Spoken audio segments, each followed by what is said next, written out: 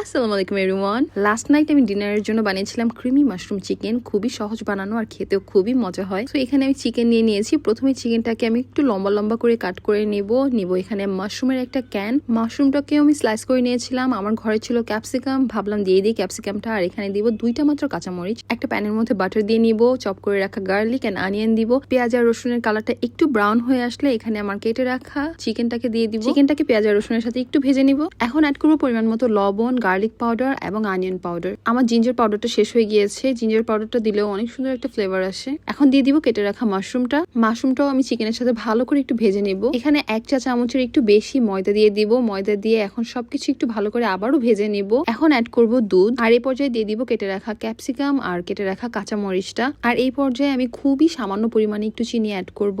আর add করব হচ্ছে আমার কাছে একটা মিক্সড হার্ব ছিল, ওইটা অ্যাড করব। আপনারা চাইলে শুধু অরিগ্যানোটাও অ্যাড করতে পারেন। সবকিছু একটু ভালো করে মিক্স করে দিব।